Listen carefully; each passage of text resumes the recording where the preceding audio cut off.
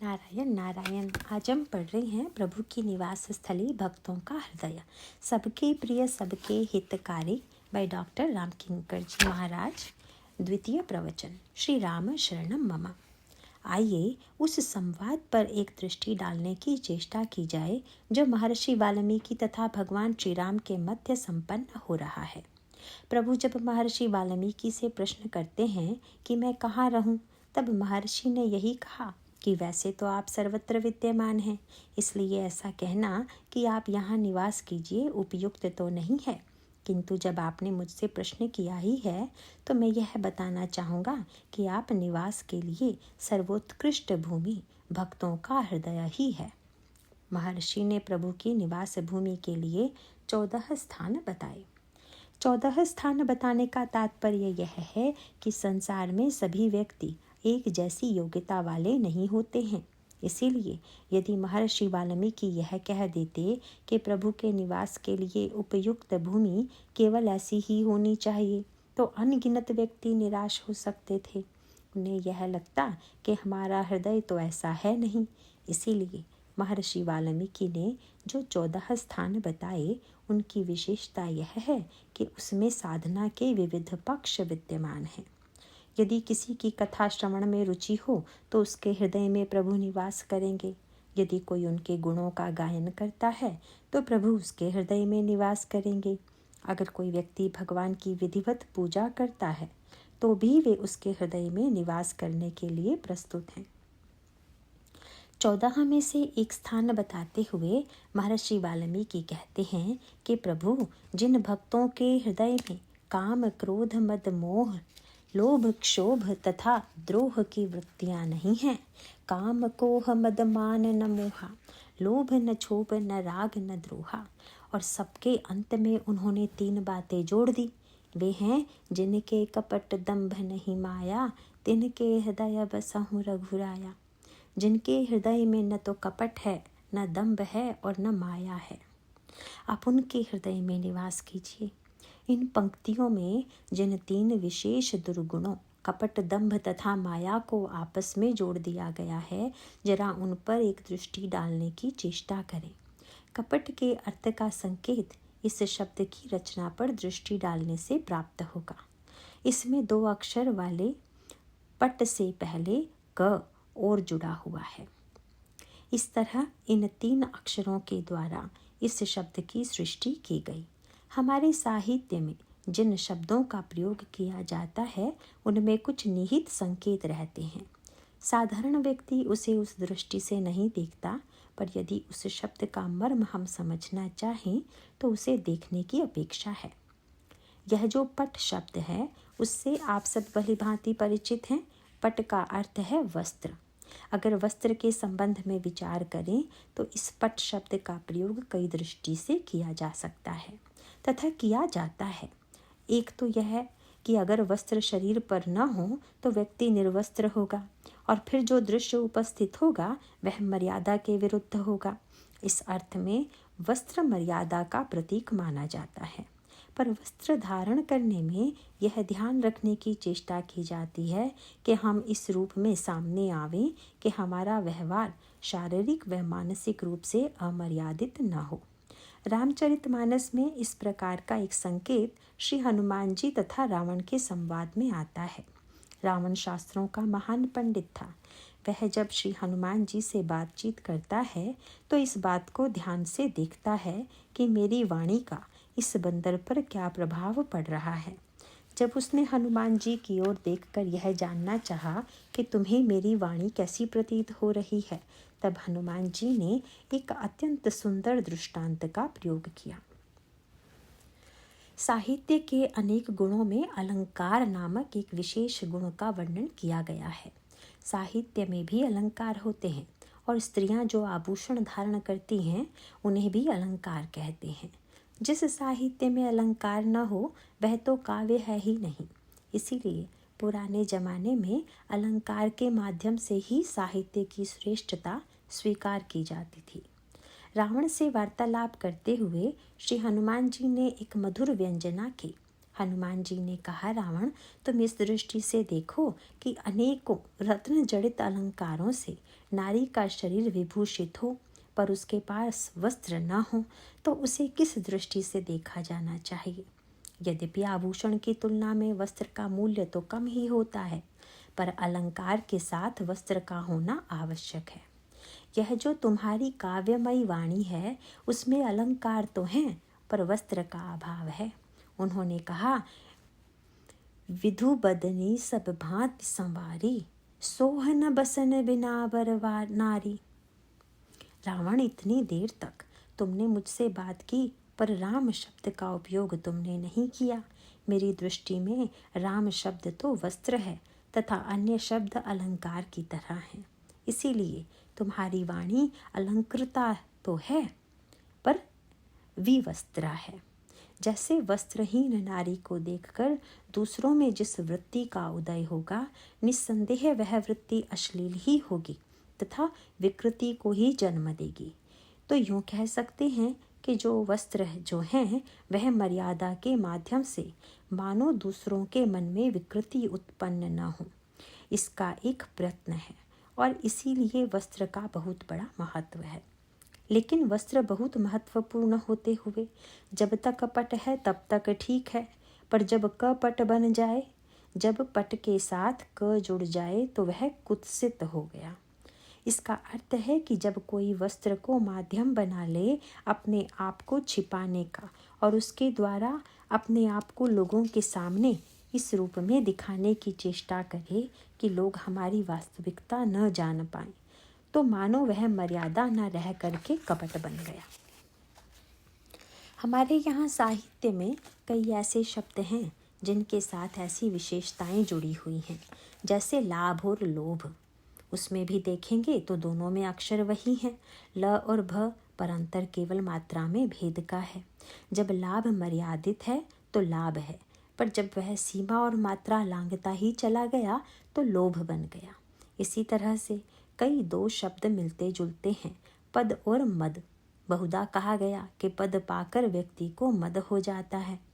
पद शब्द से भी मद शब्द बनाने में कोई काट छांट या कठिनाई नहीं है।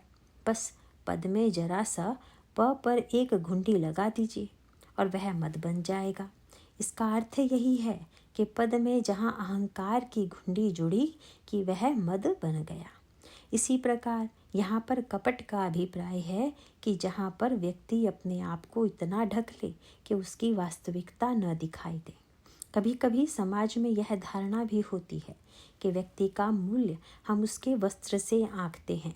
वस्त्र देखकर ही हम यह निर्णय करते हैं कि यह व्यक्ति श्रेष्ठ है या निकृष्ट। हमारे जो दो आराध्य देव हैं उनमें आपको सर्वथा एक भिन्नता दिखाई देगी। हमारे एक आराध्य देव हैं भगवान विष्णु, जो भगवान राम और भगवान कृष्ण के रूप में अवतरित होते हैं, और दूसरे आराध्य देव हैं भगवान शंकर। दोनों में अंतर यही है कि एक तो वस्त्र धारण करते हैं पर दूसरे बिल्कुल नग्न रहते हैं। वैसे नग्नता को समाज का आदर्श तो नहीं कह सकते। यह नहीं हो सकता कि व्यक्ति समाज में अपने आप को नग्न होकर प्रस्तुत करे, पर जब आप और हम स्नान करने के लिए जाते हैं और उस समय कपड़े को उतार कर नग्न होते हैं, तब नग्नता भी सार्थक हो जाती है, क्योंकि तब हम अपने शरीर की मलिनता को धोने के लिए नग्न होते हैं। पर अगर नग्नता दूसरों के मन में बुरी वृत्ति को जन्म दे, तब तो कल्याणकारी नहीं है। इसीलिए भगवान विष्णु तथा भगवान शंकर दोनों ने ही अपने जीवन से हमें अद्भुत संकेत दिए हैं। भगवान विष्णु के श्री रामावतार में तो पग पग पर मर्यादा दृष्टिगोचर होती है, पर मर्यादा का अर्थ भिन्न न हो जाए, इसलिए संकेत आता है कि भगवान शंकर दूल्हे के रूप में जब हिमाचल के नगर में गए तो वहाँ भी वे नग्न ही चले गए। देवताओं ने कहा, महाराज, संसार के दूल्हे भी कुछ दिन तो मूल्यवान से मूल्यवान वस्त्र धारण करते हैं, इसीलिए आज तो आप वस्त्र धारण कर ही लीजिए। शंकर जी ने मुस्कुरा कर कहा कि जो वस्त्र के माध्यम से वर बनता है वह दूसरे ही दिन वरत्व से निकाल दिया जाता है। वह वरत्व किस काम का जो कपड़े के द्वारा निर्धारित हो? क्या वस्त्र इतना महत्वपूर्ण है कि लोग वस्त्र के द्वारा मेरे मूल्य को आंकें। भगवान शंकर निस्सीम हैं, जिनके ओर छोर का किसी को कोई ज्ञान नहीं है।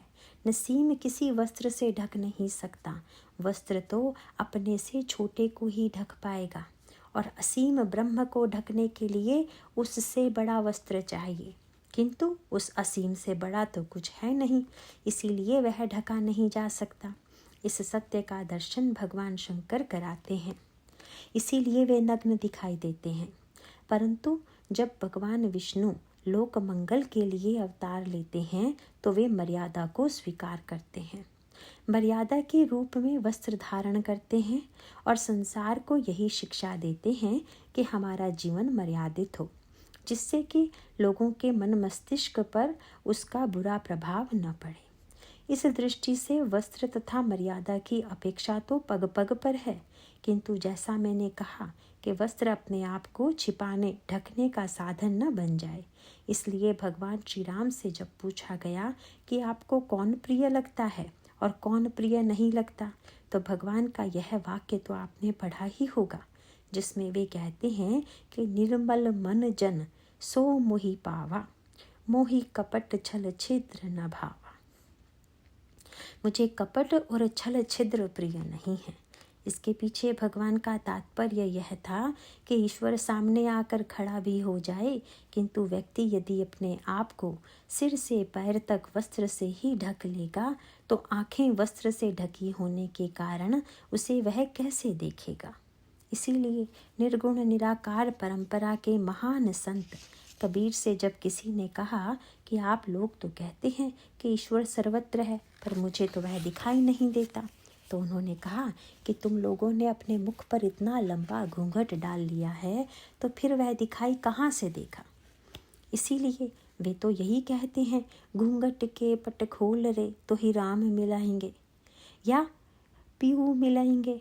इसका सांकेतिक अर्थ यही है कि मर्यादा के रूप में जहाँ वस्त्र है किंतु मिलन में उसका अभाव है, उसको अगर देखना है तो अपने मुख पर आए आवरण को हटा दो।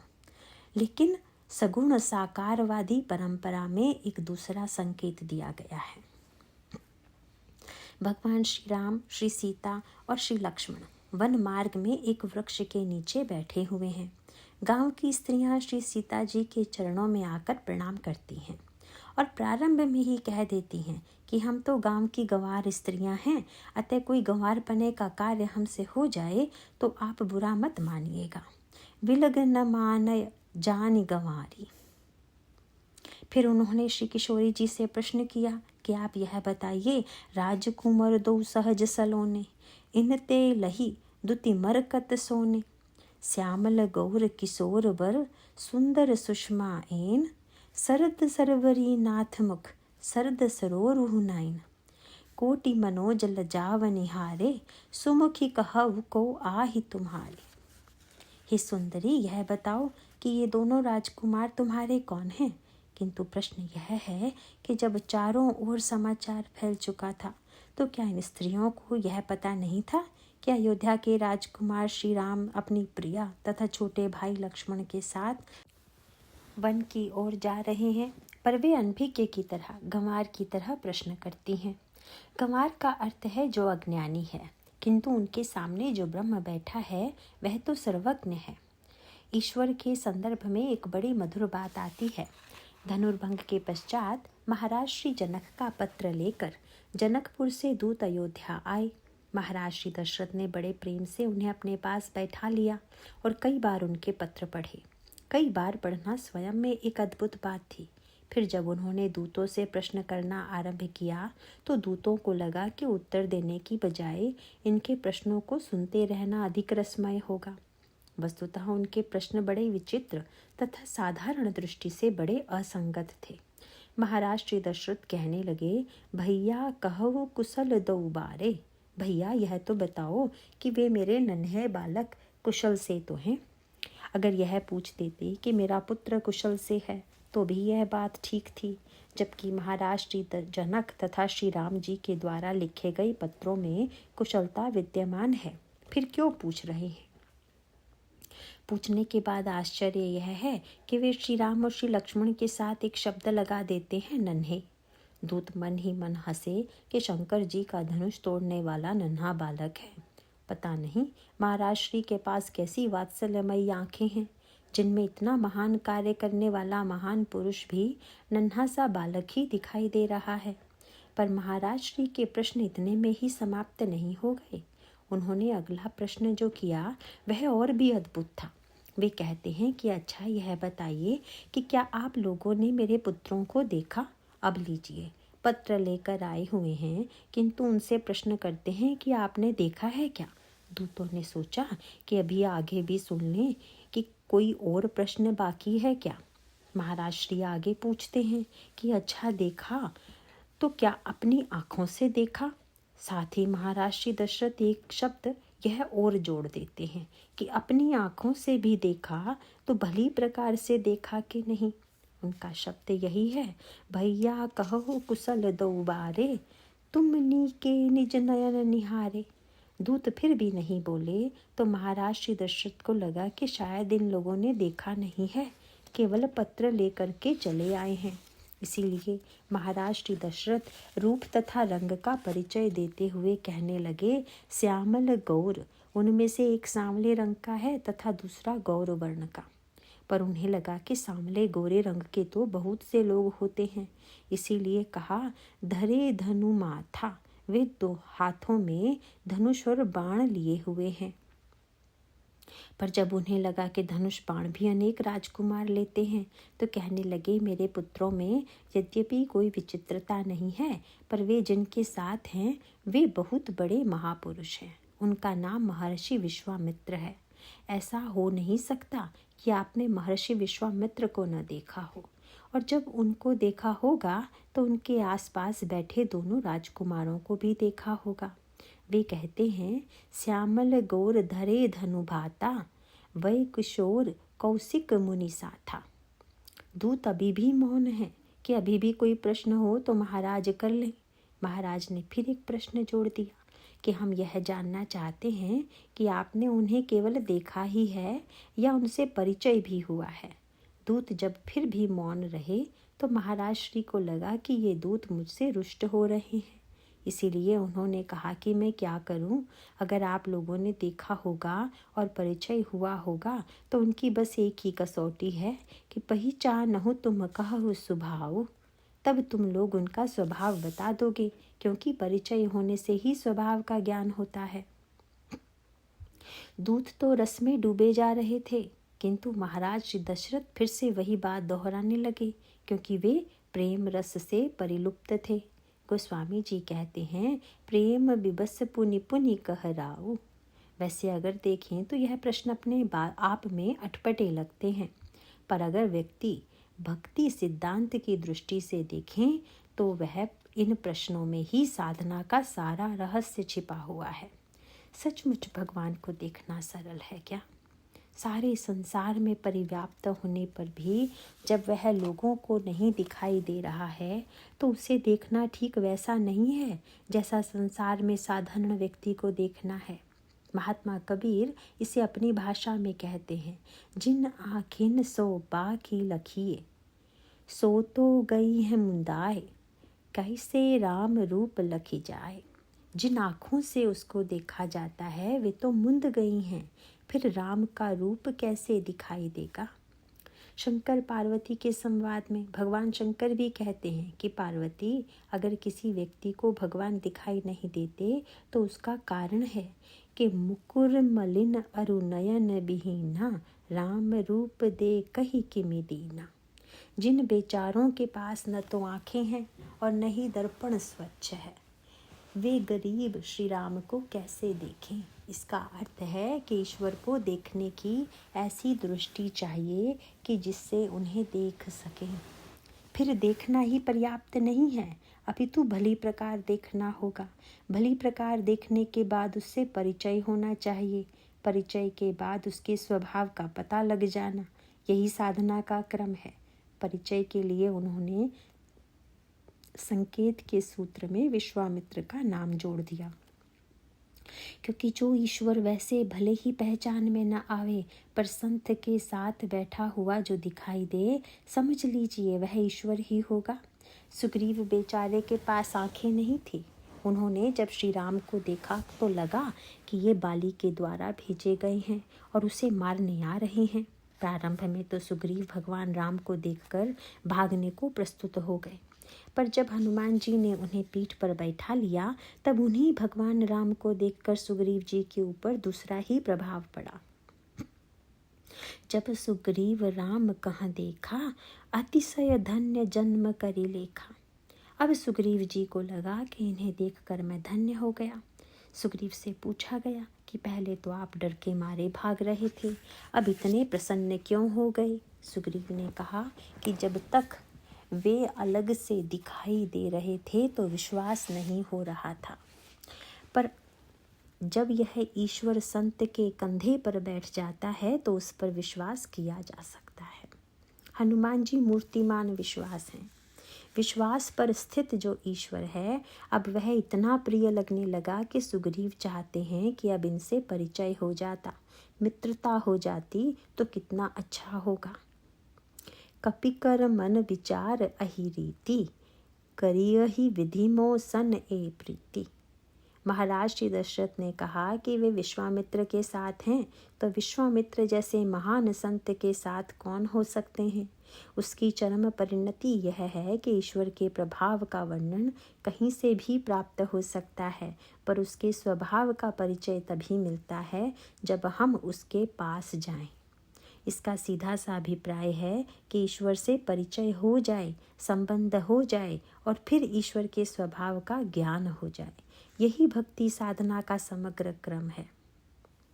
रामचरितमानस में वर्णन आता है कि वन पथ में चलते हुए इस त्रयी श्री राम, सीता तथा लक्ष्मण को गांव की स्त्रियां देख रही हैं।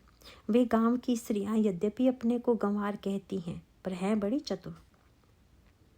गोस्वामी जी ने इसीलिए लिखा कि चाहे वह ग्राम वधूटियों का प्रसंग हो या जनकपुर की स्त्रियों का, किंतु एक बात दोनों में समान है, वह है देखने की दृष्टि की बात। एक जनकपुर वासिनी स्त्री ने दूसरी से कहा कि श्री राम को देखो। उसने मुस्कुराकर कहा कि देख तो रही हूँ, पर पहली स्त्री कहती है कि ऐसे नहीं। गीतावली में उसने महाराज श्री दशरथ का ठीक वही शब्द तुम नी के निज नयन निहारे दोहराते हुए कहा कि तुमने देखा होगा, पर मेरे कहने से राम ही नी के कई निरखी सुनयनी। हे सुनयनी, सुंदर नेत्रों वाली, श्री राम को जरा अच्छी तरह से देखो। और साथ ही उसने संकेत किया कि बड़े भाग मख भूमि प्रगट भई, सिय सुमंगल अहिनी। जिनके लिए समस्त आनंददायिनी ये श्री सीता जी प्रकट हुई हैं, उन श्री राम को जरा अच्छी तरह से देखो, नीके प्रकार से देखो।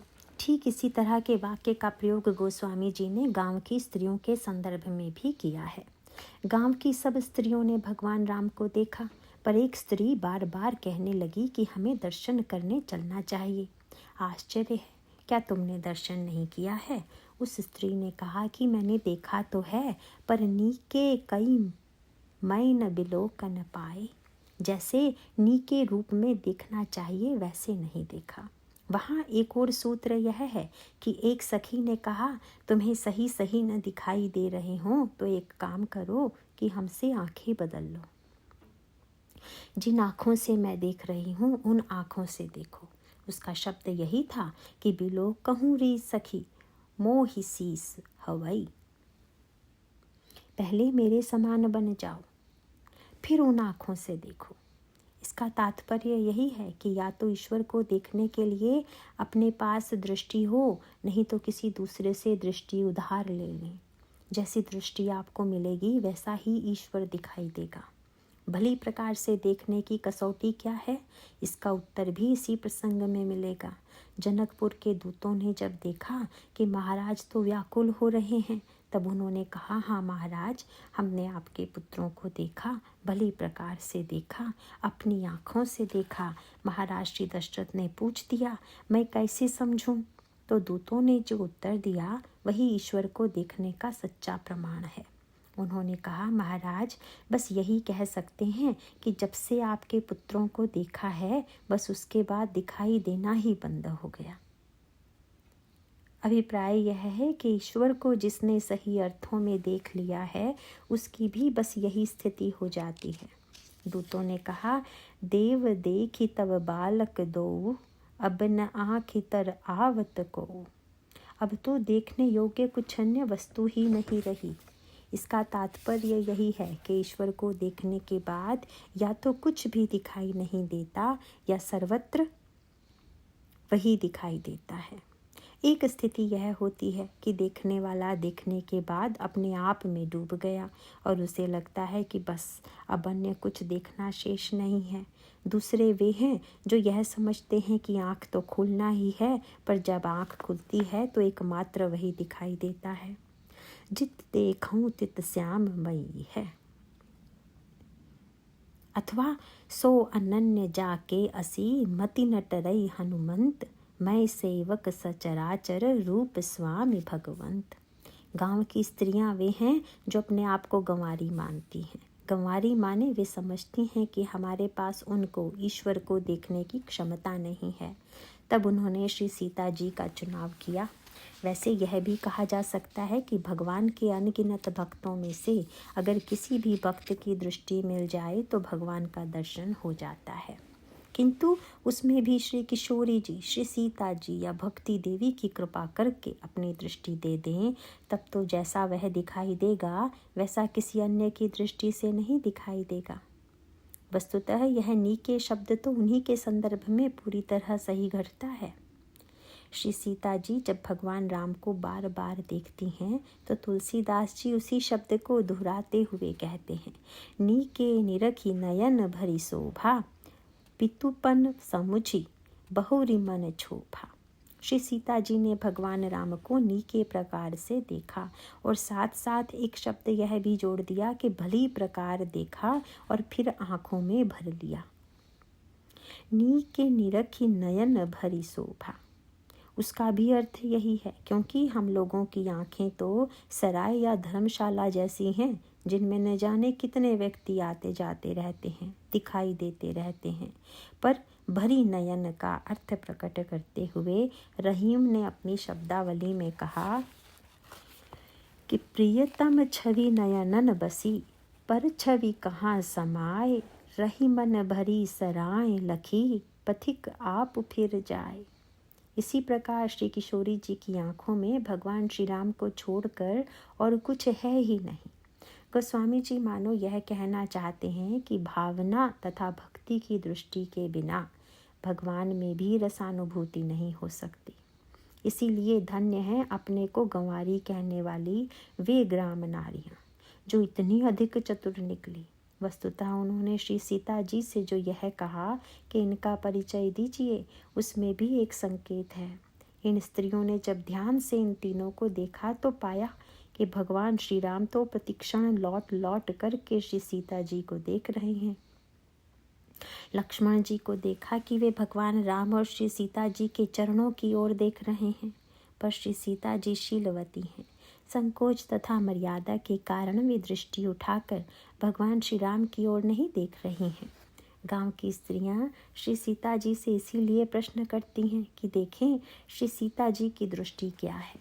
यद्यपि वे स्वयं भी प्रश्न पूछते समय जब यह वर्णन करती हैं कि ये गोरे रंग के हैं और ये सांवले रंग के हैं, तो फिर इसे श्री सीता जी को बताने की आवश्यकता है क्या? पर उनका अभिप्राय है कि जरा आप भी तो दृष्टि उठाकर देखिए और बताइए कि हमने जो वर्णन किया है ये ठीक वैसे ही हैं या नहीं। साथ ही साथ यह भी बता दीजिए कि ये आपके कौन हैं। ग्रामवासिनी स्त्रियों को लगता है कि यद्यपि लोगों से सुना है कि ये पति पत्नी हैं तथा गौरे रंग के राजकुमार देवर हैं, किंतु इस भाषा से, इन शब्दों से इनका परिचय दिया जा सकता है क्या? वस्तुतः शब्दों में ऐसी सामर्थ्य नहीं कि इनका परिचय दिया जा सके। कभी कभी शब्द असमर्थ हो जाते हैं। शब्द तो मूर्ति की तरह हैं और जब तक उनमें भावना के प्राण प्रतिष्ठित न हो तब तक पूरा आनंद नहीं आता। इस संबंध में वह गाथा आपने अवश्य सुनी होगी कि जब तुलसीदास जी और सूरदास जी प्रथम बार मिले तो तुलसीदास जी ने कहा, जय जय सिया राम। तुलसीदास जी ने कहा, आइए आइए तुलसीदास जी। बड़ा आश्चर्य हुआ। तुलसीदास जी ने भी पूछ दिया, आपने मुझे कैसे पहचान लिया? सूरदास जी ने यही कहा कि इस युग में आपको छोड़कर श्री राम शब्द का इतने प्रेम से उच्चारण करने वाला दूसरा हो ही नहीं सकता। श्री भरत जी के संदर्भ में आता है कि जब वे श्री राम शब्द बोलते हैं तो ऐसा लगता है मानो चारों ओर प्रेम ही उमड़ रहा हो। जब ही राम कहीं ते ही उसासा, उमगत प्रेम मनहु चहु पासा। हृदय प्रेम युक्त हो, स्पंदन युक्त हो, भाव युक्त हो, तब फिर कहना ही क्या। मानो संकेत यह था कि कोई इस प्रकार भी परिचय दे सकता है कि ये मेरे पति हैं, ये मेरे देवर हैं। मैथिली शरण जी ने इसी कला का प्रयोग किया।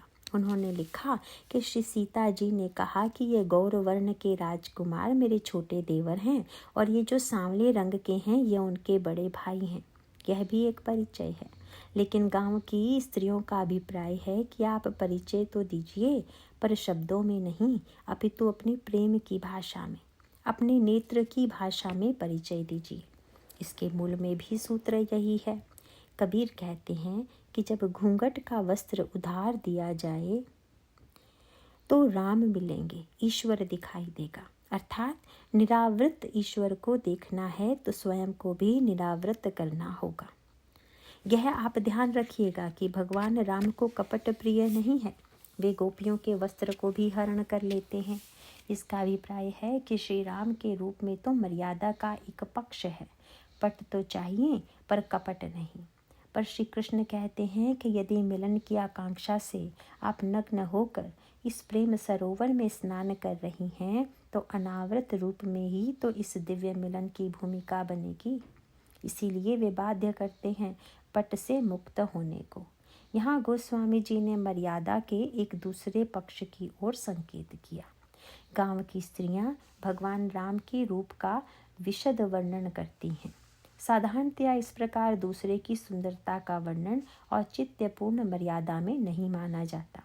किसी स्त्री से उसके पति के अंग प्रत्यंग तथा उसकी सुंदरता का वर्णन अगर कोई दूसरी स्त्री करने लगे तो बड़ा अटपटा सा लगेगा। इसीलिए ऐसा नहीं किया जाता। यही मर्यादा और शिष्टाचार है। मानव रूप में भगवान श्री राम मर्यादा पुरुषोत्तम के रूप में आए हुए हैं। गांव की स्त्रियां श्री राम के सौंदर्य को देख रही हैं। कवितावली रामायण में इसका वर्णन थोड़ा अधिक खुले रूप में किया गया है, पर गोस्वामी जी वहाँ पर भी सावधान हैं, क्योंकि समाज वाले अमर्यादा की बात को बहुत जल्दी सीख लेते हैं। यह देखा भी जाता है कि कोई अगर सुन ले कि प्रेम में नेम नहीं होता तो वह नेम तो तोड़ ही देगा, प्रेम चाहे हो या ना हो। इसीलिए गोस्वामी जी इतने उन्मुक्त ढंग से वर्णन नहीं करते कि कहीं पढ़ने सुनने वाला उसका ऐसा अर्थ न ग्रहण कर ले जो उचित न हो। तुलसीदास जी के काव्य ग्रंथों में मर्यादा के प्रति सजगता का सर्वत्र ध्यान रखा गया है। भगवान कृष्ण के संदर्भ में जो काव्य प्राप्त हैं संत परंपरा में, उनमें से कुछ कविताएं तो ऐसी थी जिन्हें उन संतों ने जीवन भर प्रकाशित होने ही नहीं दिया। उसके पीछे भी यही भावना विद्यमान थी। गोस्वामी दोनों में संतुलन स्थापित करते हैं। रामायण में गांव की स्त्रियों ने जो प्रश्न किया तथा कवितावली में इस प्रसंग का जो वर्णन किया गया उसमें थोड़ा अंतर है। रामायण में तो गांव की स्त्रियां कहती हैं कि ये दोनों राजकुमार आपके कौन हैं। वहाँ पर गांव की स्त्रियां जब पूछती हैं कि ये कौन है तो वे कहती हैं कि समस्या यह है कि इनको देखकर समझ में नहीं आ रहा है कि ये कौन हो सकते हैं। कवितावली रामायण की इस कविता में उस विरोधाभास की ओर दृष्टि दिलाई गई है जो ईश्वर का विरोधाभास है। उन्होंने कहा, देखिए शीस जटा, इनके सिर पर जटा देखकर यही मानने का मन होता है कि कोई मुनि होंगे, कोई तपस्वी या विरागी होंगे। सीता जी ने मुस्कुराकर सोचा तो मुनि ही मान लीजिए, पर वे व्यंग करती हुई कहती हैं कि सिर से तो मुनि लगते हैं पर उर बाहु विशाल, बिलोचन लाल तिरछी सी भौं है, और साथ ही तून सरासन बाण धरे। जब धनुष धारण किए चले जा रहे हैं तो फिर मुनि कैसे माने। पूछा जा सकता है कि तुम लोगों को इतनी व्यग्रता क्यों है। तो उन स्त्रियों ने कहा कि सादर बारही बार सुभाय चितई तुम त्यों। ये हर क्षण बार बार आपकी ओर देख रहे हैं। शब्द सुनकर श्री सीता जी के होंठों पर मंद मंद हंसी आई। गांव की स्त्रियों से कोई पूछ सकता है कि अगर वे अपनी प्रिया को बार बार देख रहे हैं तो आप लोगों को क्या आपत्ति है। यह तो उन दोनों के बीच की बात है। पर इस पर उन लोगों ने जो कहा वह रामायण में नहीं है, पर गोस्वामी जी कवितावली में लिखती हैं। वे स्त्रियां कहती हैं कि हम पूछ इसलिए रहे हैं कि हमारा इनसे संबंध है, क्योंकि सादर बार ही बार सुभाय चितई तुम त्यों हमरो मन मोहई। ये देखते तो आपकी ओर हैं और मन हमारा चुरा लेते हैं। चिंता हमें नहीं होगी तो क्या आपको होगी। जब ये आपकी ओर देखते हैं तो ऐसा अद्भुत अनुभव होता है। इसीलिए आप भी इनकी ओर एक बार देखकर बताइए कि ये कौन है। पूछती ग्राम वधू सियसो यह सांवरो सो सखी रावरो को है। उनके मन में कोई अश्लीलता की वृत्ति नहीं है। जिस प्रकार से उन्होंने श्री राम की सुंदरता का वर्णन किया और यह कहा कि वे बार बार आपकी ओर देखते हैं, तब उनका अभिप्राय यही था कि ये दोनों बातें करें जिसे सुनकर हमें पूरा आनंद आ जाएगा। गोस्वामी जी ने चौथी पंक्ति में जो बात कही वह सर्वोपरि है। वे सर्वत्यागिनी हैं। कोई अधिकार या वासना की वृत्ति उनमें है नहीं, और ये तो श्री राम की दृष्टि भी नहीं चाहती हैं। वहाँ कपट, दंभ या माया नहीं है। इन्हीं शब्दों के साथ आज का विराम। नारायण नारायण।